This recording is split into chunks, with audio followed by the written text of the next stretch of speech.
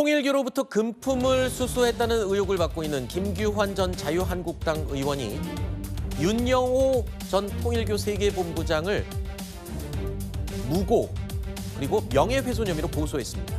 피의자 신분 조사를 앞두고 법적 대응에 먼저 나선 모양새인데요.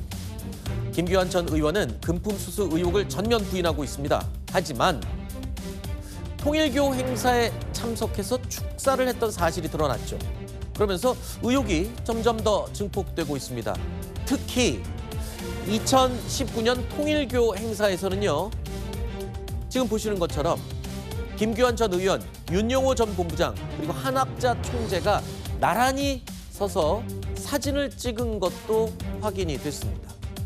국회의원이 행사에 참석을 하는 것은 흔히 있는 일입니다만 하지만 의원들의 행사 참석을 금품 수수 의혹과 그래서 섣불리 연관시킬 수 있겠느냐 이런 지적도 있습니다.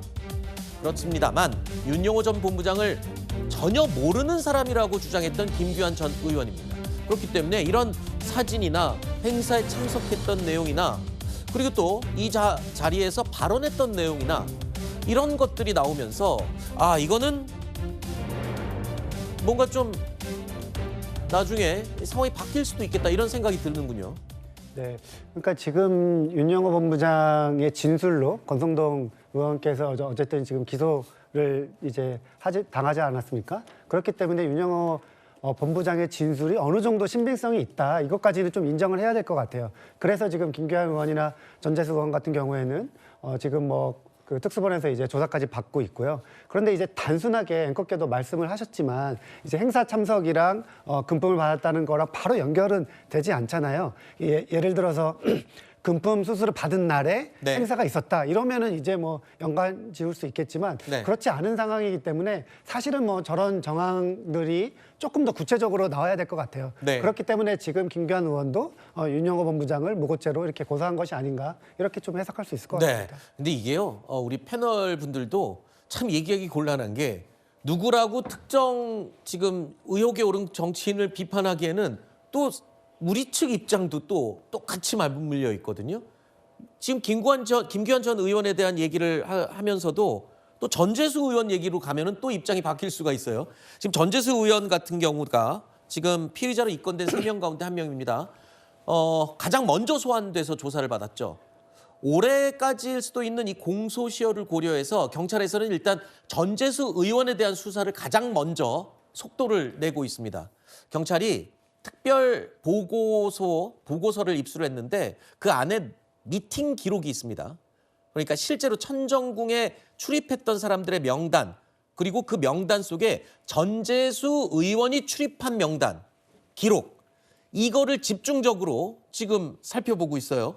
이렇게 되면 좀 구체적인 뭔가가 나오겠군요. 왜냐하면 일단 시점을 특정하는 것이 경찰 입장에서는 급선무거든요. 공소시효와도 연동되는 부분입니다. 만약에 뇌물 혐의를 규명을 못하고 정치자금법 위반으로 가게 되면 이제는 많은 시청자들께서도 아시다시피 공소시효가 7년이죠. 그러면은 2018년에 발생한 일이면 공소시효가 이미 끝났을 수도 있는 겁니다. 그런데 지금 한학자 총재에게 올라갔던 각종의 특별 보고 중에서 2019년 1월 7일 일정이 있죠. 그날 오후 2시에 한학자 총재 일정으로 전재수 국회의원 미팅이 있었다는 겁니다. 통일교라고 하는 집단은 살아있는 사람을 어머니로 모신다고 하는 종교단체이기 때문에 그 총재, 참 어머니라고 하는 한학자 총재에게 올라간 특별보고는 허위로 기록되기가 대단히 어려운 보고라고 봐야 됩니다.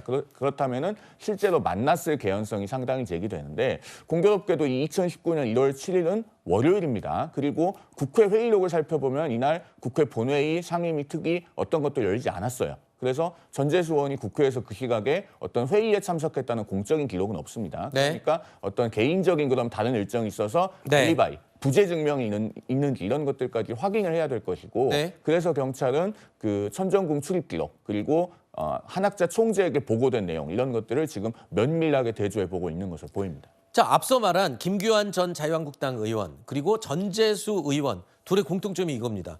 아까 말씀하신 것처럼 아니 국회의원이 행사에 참가한 거 갖고 어떻게 뇌물죄를 의혹을 직접 연관지을 수 있냐. 방금 이것도 전재수 의원이 거기에 출입한 기록만 갖고 어떻게 돈 받았다고 의혹을 낼 수가 있느냐. 결국에는 김규환 전 의원이나 전재수 의원이나 뭔가 물증이 나와야 된다는 거잖아요.